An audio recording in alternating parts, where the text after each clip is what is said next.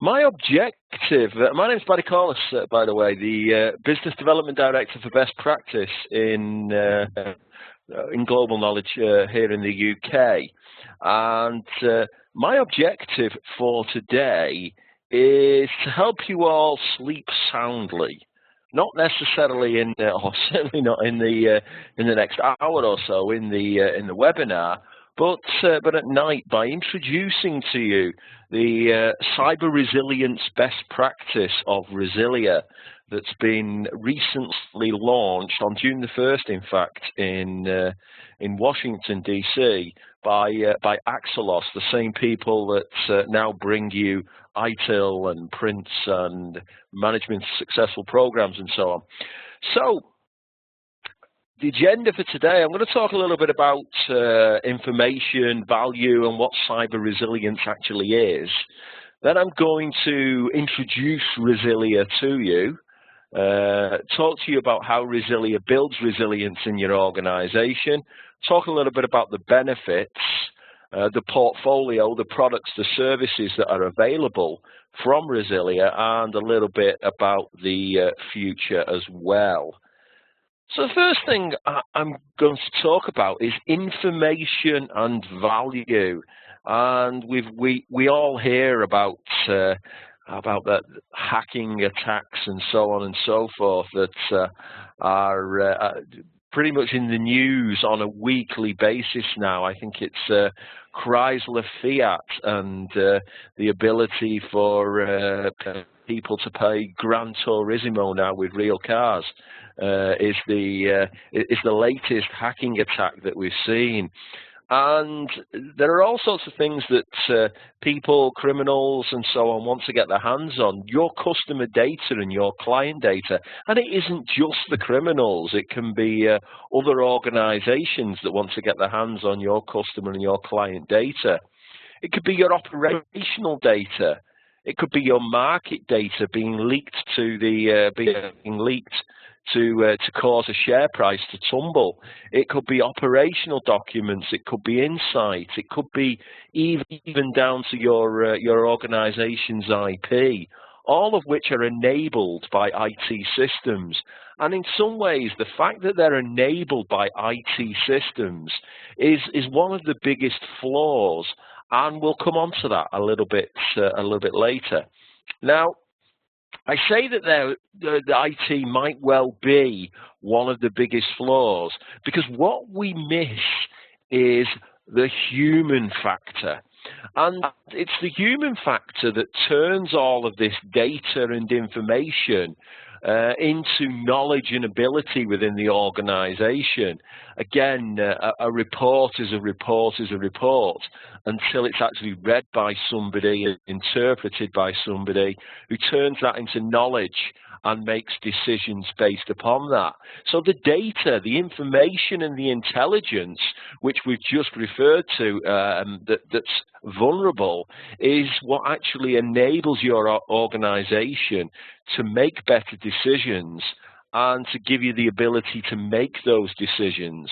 So information turning into knowledge and wisdom, intelligence turning into the ability for your organization to function. Now, it happens to be that people and behaviors cause the most vulnerabilities, and just having an IT focus on cyber resilience and cyber security is going to be a very limited view of the world. You actually need to go and look beyond just the IT element of this into cyber resilience. Now, I think one of the things we need to say about this human element is that there are a whole host of areas, and we've got some of them up there, that humans can actually, and people can actually get involved in, and you can lose data, information, knowledge, wisdom, ability from your organization as a result of these. The phishing attacks, I'm sure we've all been there in the junk email in our inboxes and seeing some of the emails sent that are maybe not quite as clever, where they've kind of spelt Barclays Bank wrong or whatever. But some phishing attacks that are out there are very, very, very clever. Social engineering, people giving away data to what looks like friends on Twitter or Facebook. Again, all security in the IT security in the world isn't going to stop that. People sharing passwords used to be the oldest trick in the book, didn't it? Wasn't it? If you wanted to know somebody's password, you turn over the keyboard and there it is on a sticky underneath the keyboard. People not handling information correctly. You can have all of the password security in the world and all of the encryption in the world, but it isn't going to stop somebody leaving a laptop or an iPad in the back of a London taxi. Making sure people are safe online, making sure that you're not vulnerable to the attacks where people are just monitoring your key depressions on keyboards and so on. Remote and mobile working is a very interesting one. I'll tell you one or two stories, scary stories about that a little bit later. And people just giving away personal information. How many people now go onto websites and just give away personal information just so they can register? Not yesterday, I was registering to get at a customer site, getting onto a cloud network there, and bizarrely enough, I didn't think twice about putting in name, email address, postcode, inside leg measurement. It all went in there, this personal data. So it isn't just about the IT. It's about the human factor as well. So I think the one thing you can absolutely guarantee is that your information will be compromised. It's not just may be compromised, at some point it will. And here are some of the statistics that actually back that up. 73%, that's 3 out of every 4 large organizations, suffered from infection by viruses or malicious software in the past year, and that comes from the UK government. I actually think 73% might be quite low. It might even be higher than that. 37.3 million users experienced phishing attacks in 2013. I kind of think sometimes with 1 or 2 of my inboxes that I've had 36 million of those just through my inbox. 95% of security incidents involve human error. That is a very scary number. 50% of users open emails and click on phishing links within the first hour of receipt. Scared yet? Yeah, I would be. It's going to happen. Your information in your organization will be compromised. So I guess what we've got to try and do is reduce the opportunity of that actually happening.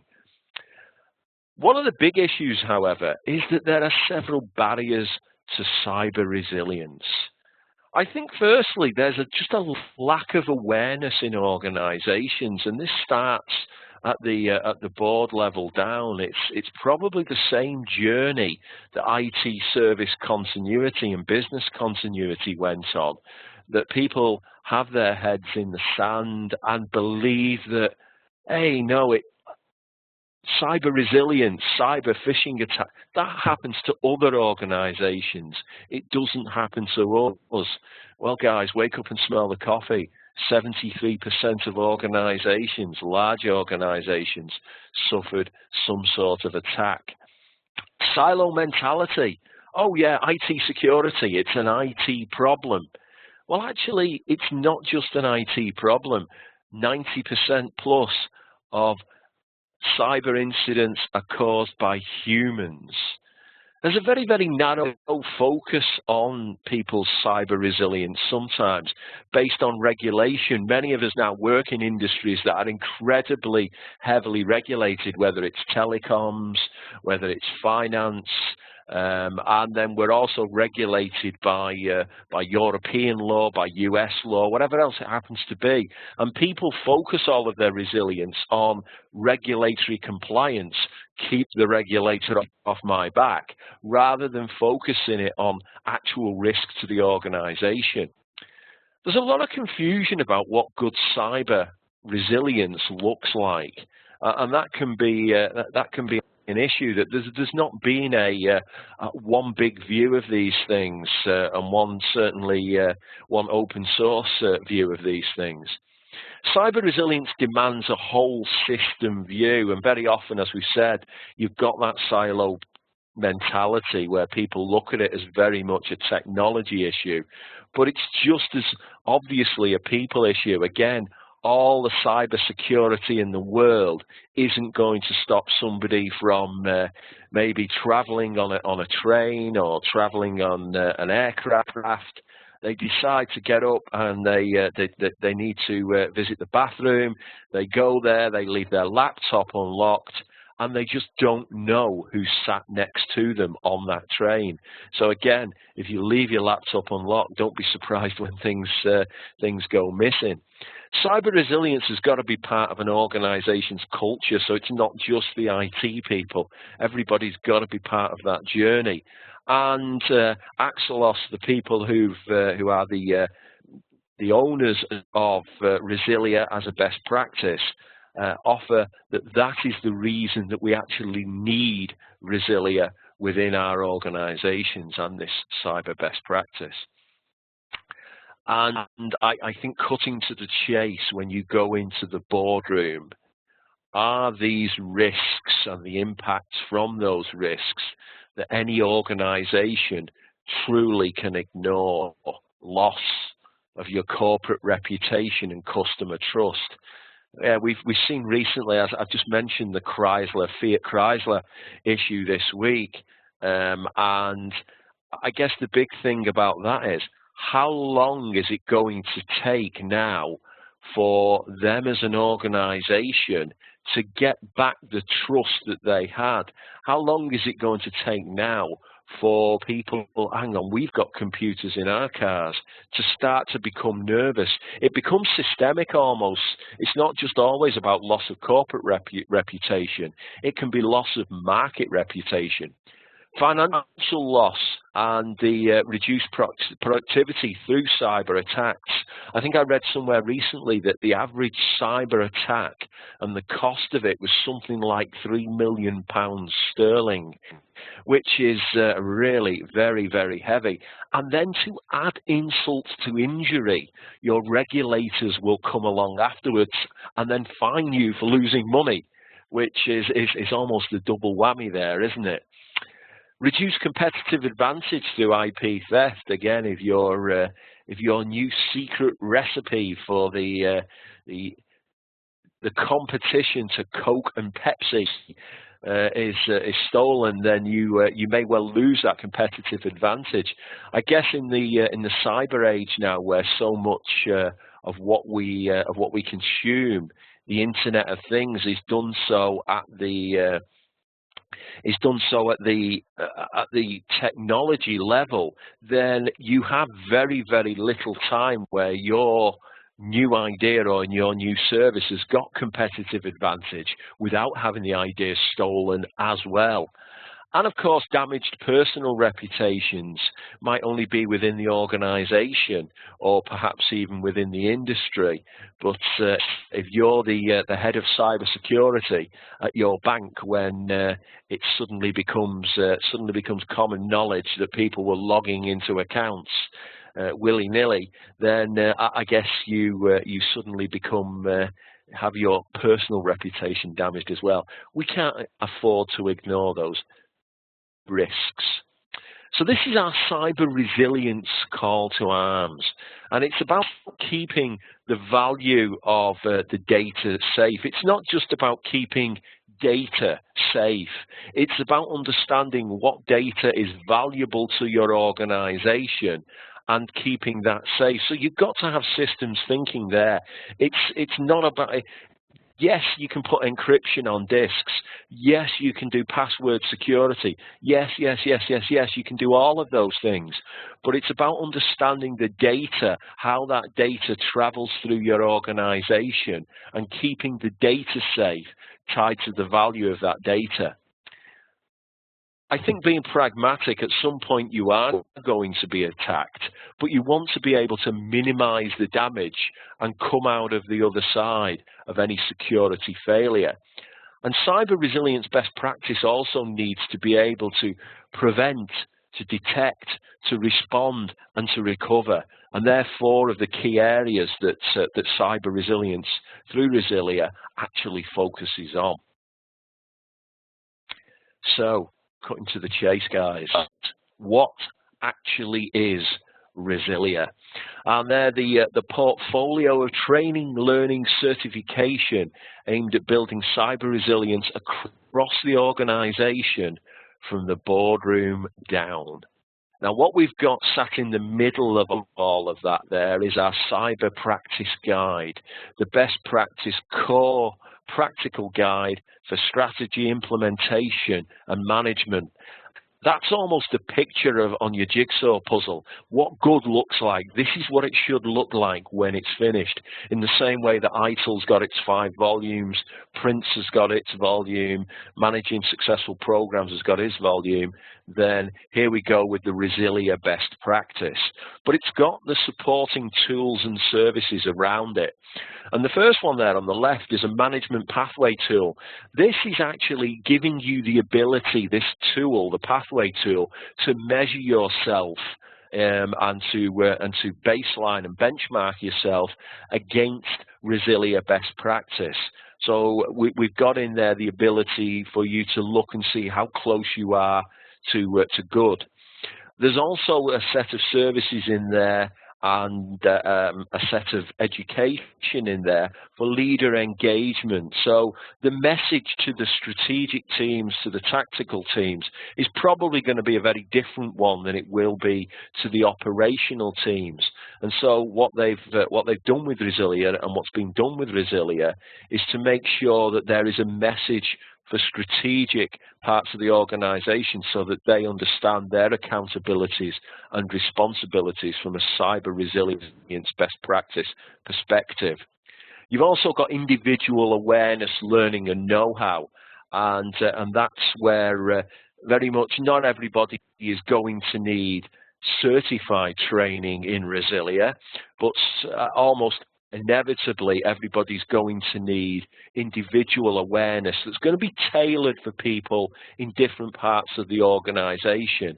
Again, the people in your organization actually out there consuming cyber services and the people actually supporting them probably going to need a very, very different message.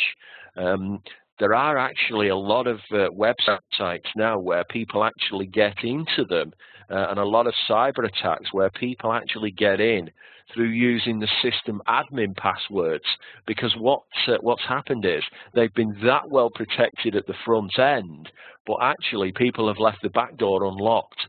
So there's a different message for different parts of the organization. There is accredited training in there, and I'll talk about that a little bit later, foundation and practitioner training for your IT teams, for your data owners, for your managers. And then finally, there's going to be a CPD scheme, continual professional development scheme, that people can join to stay abreast of what is a very, very, very fluid discipline within your organization.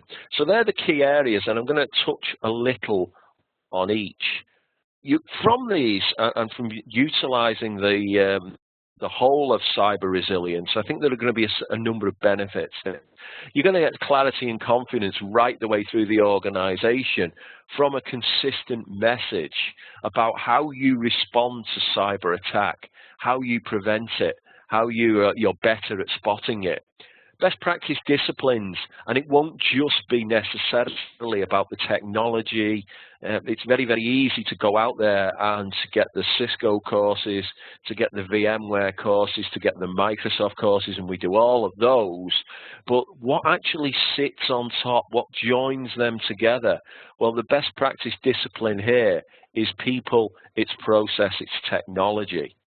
Making sure that you've got better management strategies, the ability to compare yourself against best practice and benchmark yourself perhaps against other organizations is certainly going to be a huge one.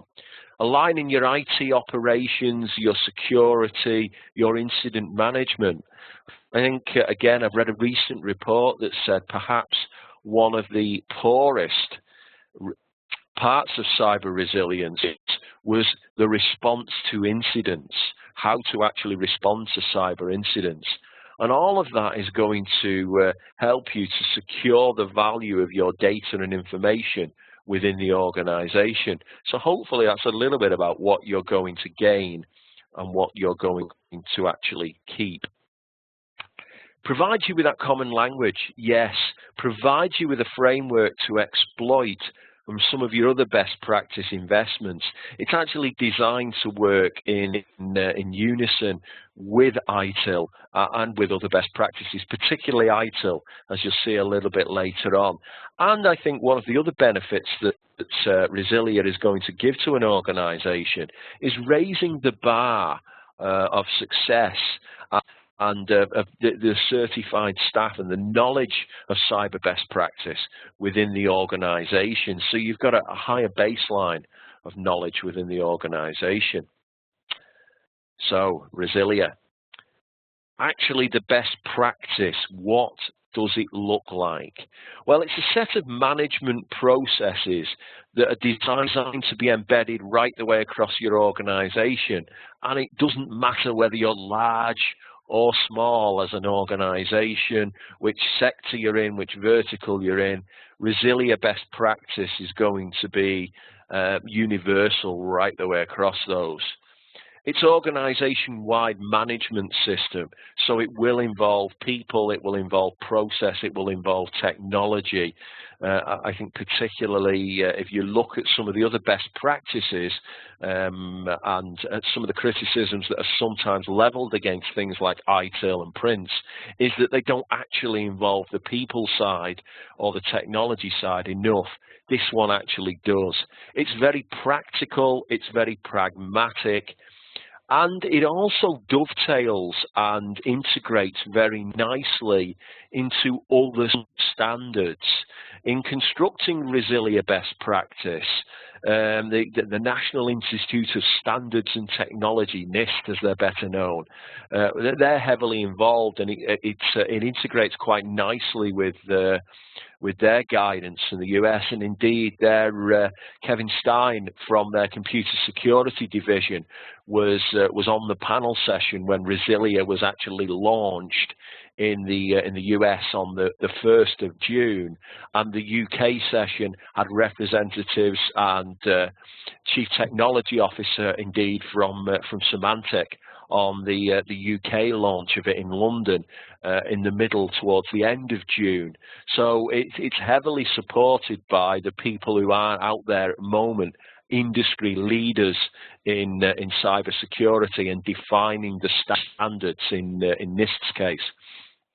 The structure follows a very proven life cycle, the same one that you see in ITIL, the one that's in use by thousands of organizations across the world. So hopefully it will be very, very easy for a lot of practitioners to be able to pick up.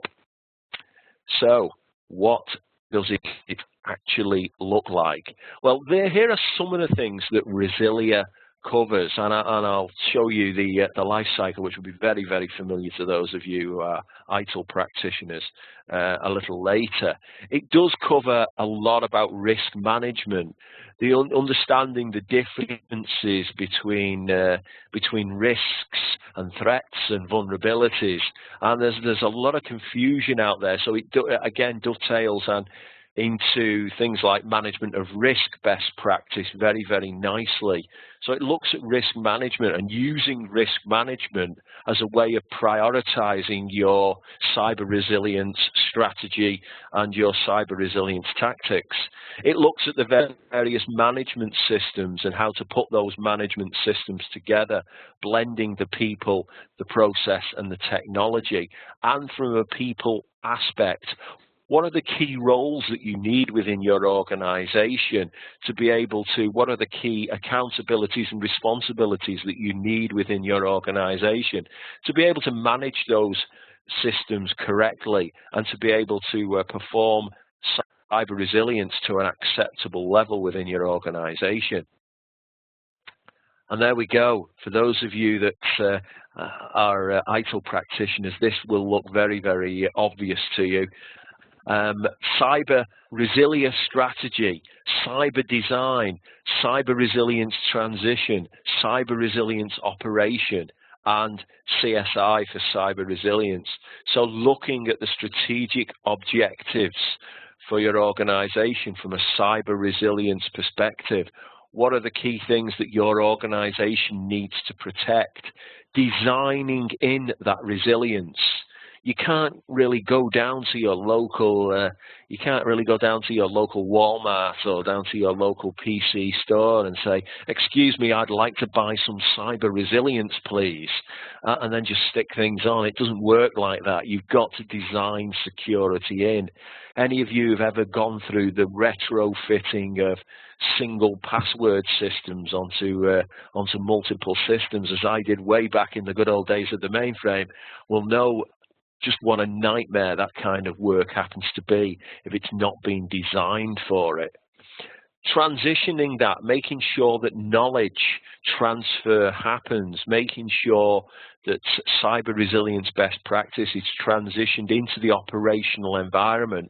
What do you actually need to do in that operational environment?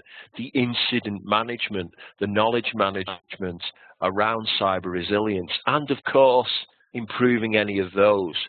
So those of you, as I say, with a life cycle view from previously from service management from ITIL best practice will be absolutely and totally comfortable. And we know that that life cycle works because it's working now for thousands of organizations around the globe who are using that same life cycle to implement service management best practice. So that's a little bit about what Resilia is going to look like.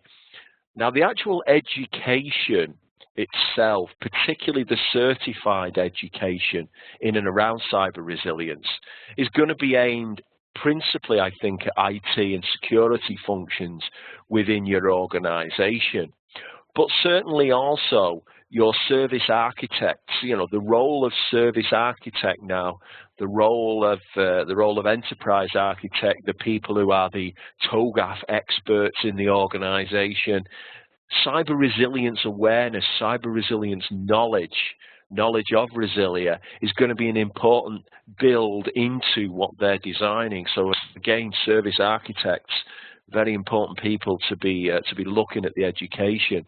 Your risk and compliance functions, they will be looking at the holistic picture. They do need to know what that holistic picture, what that big cyber resilience picture looks like.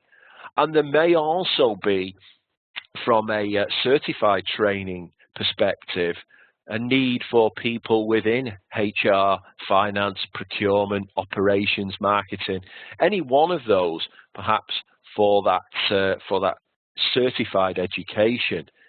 Now, at the awareness level, to be honest, really anybody within the organization that handles anything to do with IT and to do with your systems. So, to be honest, that pretty much could be anybody within the organization. Everybody that carries round one of the organization's iPhones, anybody that carries round one of the organization's laptops, anybody that has got the ability to log on to the organization, the number of people who will be going on holiday in the next few weeks, perhaps on vacation. They'll be on holiday. That, oh, it's just too warm this afternoon, and they'll go into the cyber room in their hotel, and they'll log on to their email back at work. Are they thinking about cyber resilience, or are they thinking about their meal and a drink with their family later that evening? So awareness learning is for the entire organization. And leadership engagement delivers specialized training and learning for the leaders to understand, sometimes just to understand the vulnerabilities within the organization. They've got IT security people, so it's all taken care of. Oh, no, it's not, I think is the easy answer to that particular one. So the certified training itself is going to be in the form of a foundation and a practitioner course. And it's going to link cyber resilience very, very heavily to business strategy. So understanding the business strategy, what's important to your organization. And it's going to create individual expertise in the areas of risk and vulnerability assessment and selection of appropriate controls. So it's going to be high level, and it will absolutely and totally complement what you do in other areas of the organization, because Resilia actually does sit from against other cyber certifications up in the top left-hand corner there. If you look at this particular graph that I'm showing you at the moment, what you've got is a very, very niche audience for some of the cyber courses that are out there. Things like ethical hacking, a very technical focus for things like Cisco and Oracle and CompTIA Security Plus. And you're looking for a more business focus. Axelos' Cyber Resilience Foundation and Practitioner are sitting right the way up there on the right-hand side, probably being the most general and most business-focused cyber courses that are out there and available, closely followed in there with some of the BCS's InfoSec principles, though, of course, that's non-certified, and ISACA's cybersecurity fundamentals. So it's a case of looking at those, and that Axelos Resilia one there is up top right of that particular graph. A general audience, a fairly general audience, with a high business focus, so it will be complemented by the other vendor-specific and more niche security qualifications that you can see on there. So what do the courses actually look like? Well, the Cyber Resilience Foundation is going to be a 3-day classroom course, or 20 hours of distance learning, e-learning, 50-question foundation certification multiple choice exam to be done in 100 minutes. I've sat down and done the test paper, which actually doesn't look too bad at all, and the questions have been well written in there, easy to understand. So it's a very, very fair examination from what I've seen of it so far. So that Cyber Resilience Foundation 3-day course, the learning outcomes there about how decisions impact good or bad cyber resilience. So that decision to, let's let everybody have iPhone 6s, how decisions can impact on good and bad cyber resilience. It helps you to deliver a comprehensive approach across all areas, and to make cyber resilience an efficient and effective part of your business and operational management. It is a foundation course and will be pitched at that level. Off the back of it is a 2-day practitioner course. This is actually looking at what's effective. This is looking at the risks, the issues, what can hit cyber resilience, getting the balance of risk, cost, benefits, flexibility within your organization. So it's definitely aimed at a more practitioner level, people designing this, people building this, becoming subject matter experts within their organisation. And there it's a 2-day course or 15 days of learning.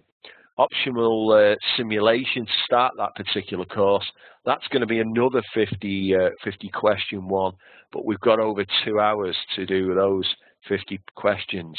And what we will have the ability to do is to actually bundle the two together as a foundation course over 3 days, closely followed by the practitioner course behind it, very much in the way that Prince does so at the moment. So they're the two major courses from a certified training perspective. Added on to that is going to be the awareness learning. I think this is going to be particularly big within organizations. Empowering all individuals with awareness of cyber risks, their personal responsibilities for the overall organizational resilience. People think, oh, well, it's just little old me. I happen to stay logged in at that airport. That really, really won't have an effect until you find out that somebody's got onto your company's network because you were logged on at the airport and somebody's just sat down after you and you'd forgot to log off because you'd rushed off to catch your flight. So content for regular and continual learning through that can be very adapted, can be very personalized, as opposed to the rigor of syllabuses in the certified courses. So users can actually learn when and where it suits, and it will be delivered eventually through apps on iPhones and so on, obviously properly protected. Now, the awareness learning that we've talked about and these different formats will cover areas such as phishing, social engineering, password safety, information handling, and so on. And it's not a million miles away. When I look along that, that's not a million miles away from the type of learning at the awareness level that my children are getting at school at the moment. When they're talking about IT, when they're talking about being online at home, we just assume that once adults get to the world of work, then that they know all of this automatically. And so in some ways, it's perhaps our children are more cyber resilience aware than we are, which is very, very scary in some ways. So you've got these different learning formats here. And we'll be able to offer eventually games, simulations, videos, e-learning, tests, refreshers, animations. They're all either there at the moment or in the process of being put together. Some of them will be freeware from Axelos themselves, who will be just to stimulate the awareness within organizations. Others will be obviously paid resources that you'll need to get from different training organizations. But the awareness, I think, will be a very, very important part of what Resilia actually delivers to your organization. The Cyber Pathway tool, the management tool we talked about, to assess and manage and report on your cyber resilience maturity against best practice, to map your capability, to map your investment, to report on the maturity, the priorities, the business outcomes. It's almost like doing your CMMI for the board, looking at the maturity of your cyber resilience. But now you've got something to measure it against. It's not just measuring it against proprietary best practice as delivered by a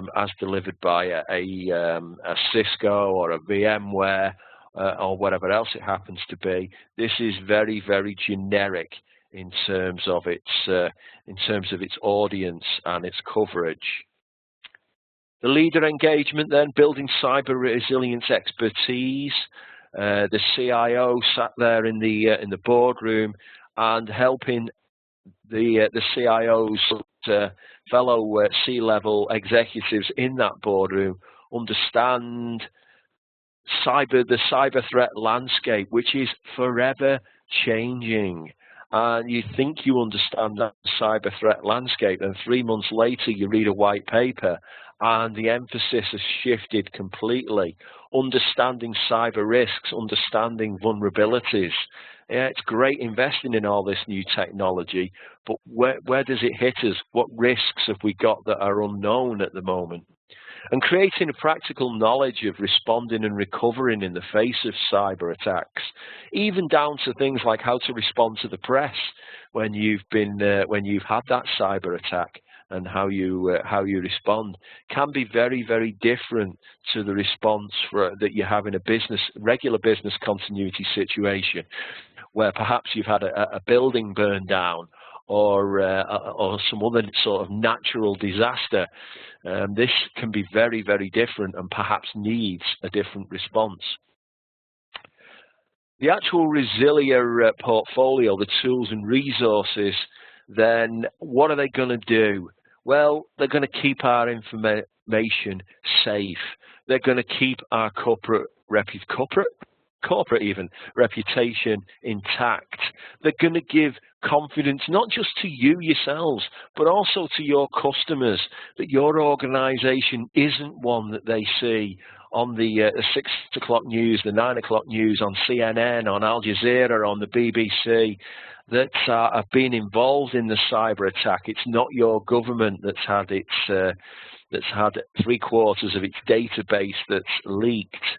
Indeed, I think, and not wishing to ill on any government at all, on the day of the cyber resilience launch in the US, there was a government announcement of a cyber attack on one of the US government websites. The people at Axelos, of course, allegedly denying all knowledge of that, but being on the same day, they couldn't have wished for more in terms of something to promote cyber resilience and cyber awareness. And that last point there, a cyber aware and vigilant workforce.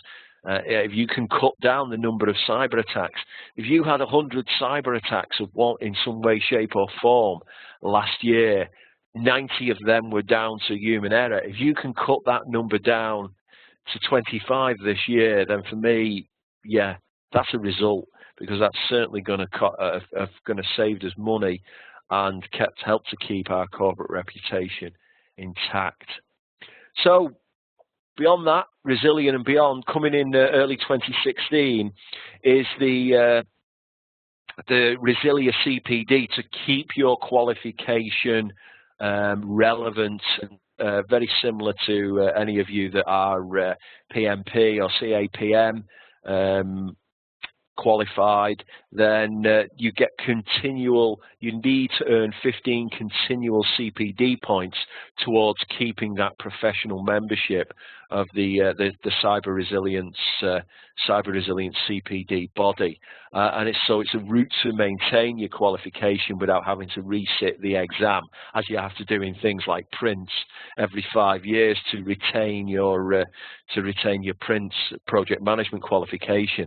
And Axelos are currently looking at and engaging with their training organisations and other organisations to look at CPD topics, and they plan to consult the Agile community, for example, at some stage later in 2015 to look at Agile cyber resilience. So it's gone everywhere, hasn't it? Okay, and with that, I'm hopefully my glamorous assistant Renee has been collecting any questions there in the background. So Renee, what have you got for me? Have you got anything? Well, Barry, I received a couple of questions in the chat, but if anyone has any questions for you, then I would like to ask everyone to type their question in the Q&A box, and you can find your Q&A box in the bottom right corner. So any questions for Barry, please type them there. Barry, let me go to the questions that I received via the chat. Willem Janssen is asking, you mentioned earlier during the webinar that Resilia follows a life cycle that's similar to ITIL. He would like to know from you, how do you believe the two should integrate? Okay, well, I guess one of the things with ITIL is there's an obvious mapping of strategy onto strategy, design onto design, transition onto transition, and so on. And a lot of the processes, knowledge management and so on, can overlap. I think the key thing is that in ITIL at the moment, you've got information security management and access management, two processes, some way apart, linked to availability. This is just a far, far bigger picture of cyber resilience. And I think from that perspective, I would like to think that organizations will almost have cyber resilience as a work stream running right the way through the implementation of new services, in the same way that they might have a measurement work stream, a governance work stream, whatever else that they might have within those projects. So I see them working side by side, hand in hand, in some ways, to make sure that it is included. It's not an afterthought. It's not bolted on. It's designed in directly as you're designing the service. Then not only are you going to people now to look for the functionality of that service, to look at the warranty of that service, the availability and so on, but you'd also be going to look at the cyber resilience of that service. So almost giving your service introductions a Resilia go faster stripes, if you would. Okay, Barry, thank you very much. And while you were answering this question, we received other questions.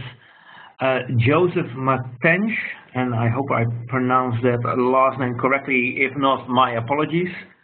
Joseph would like to know, is the general awareness for Resilia charged like the foundation or practitioner courses? If not, how is it included? Okay, the general awareness will be they will all be based on the same material. The awareness, though, can be very much tailored to specific organizations. So my guess is that, fairly soon, depends how general your awareness you actually want to be. I'm sure you'll have the ability to be able to go to YouTube and there'll be something on there eventually, but whether you can guarantee the quality of things that you find on YouTube is kind of open to interpretation. But I think what you'll find is with the Resilia training organizations and specialists, that the awareness that they will be doing will be very much around, will be very much have the experts stood at the front to be able to, you can't ask YouTube questions. You can ask, from an awareness perspective, you can ask questions in webinars, you can ask questions in classroom sessions.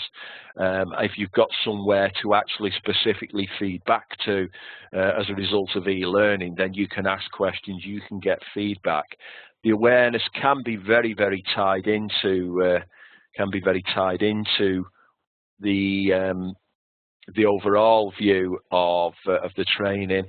And I think my advice for organizations in terms of overall awareness is please try to do it at an organizational level, so that you've got almost a start-off, a kick-off for a cyber resilience improvement program in your organization, where you can get a guiding coalition of people into cyber resilience awareness training, and you can almost frame that and use that as your one-day kickoff event for introducing cyber resilience best practice into your organization. Okay, thank you very much, Barry. Another question from Roderick Comerell. He's asking, can Resilia be seen as a security awareness 2.0 campaign in a company, or is resilience an extra layer? I guess it's going to add on, Roderick, to what you've already got in your organisation. So I think the 2.0 analogy is actually quite a good one there, because it's probably going to go above and beyond. Most organisations will have very solid things around firewalls and so on, but if you think about how organisations do cyber resilience awareness at the moment, it's very, very bits and pieces.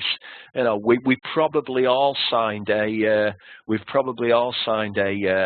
usage policy for email and not read any of it. We've probably all done the same for a website and using the organization's tools.